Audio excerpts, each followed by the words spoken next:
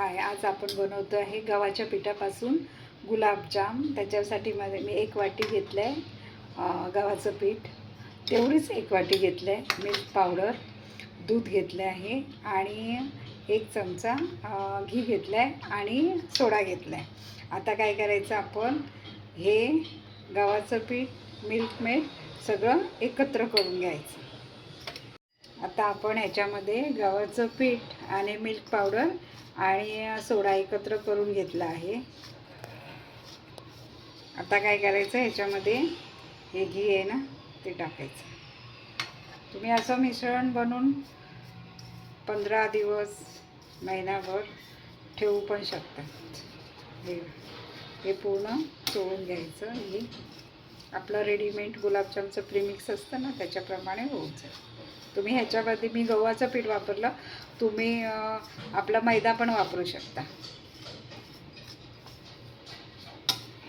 हे बघा, हे ना असं म्हटल्यावर अशी गुठली झाली पाहिजे, झालं पाहिजे।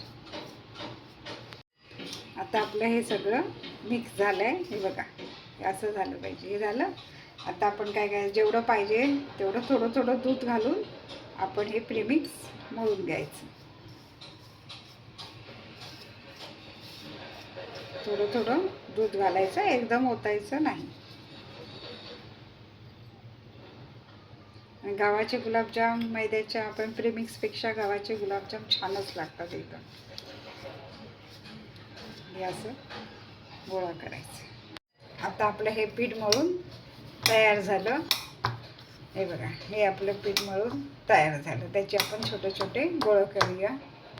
आता आपण काय करूया, चाचणी करूया। त्याच्यासाठी मी एक पातेलं ठेवलं आहे आणि 1 वाटी साखर आणि पाणी लागलं तर घ्या तुम्हाला। आता आपण हा पाक तयार करत ठेवला आहे। आता आपण या पिठाचे छोटे, तुम्हाला जेवढे पाहिजे तेवढे छोटे छोटे गोळे करूया। तुम्हाला जेवढ्या आकाराचे पाहिजे तेवढ्या आकाराचे करू। आता आपले हे 14 गोळे झाले आहेत एका वाटीपासून। ह्याच्यापेक्षा तुम्ही लहान पण करू शकता, मी मोठे केले। आता मी इथे कढई ठेवली, त्याच्यामध्ये तेल टाकते।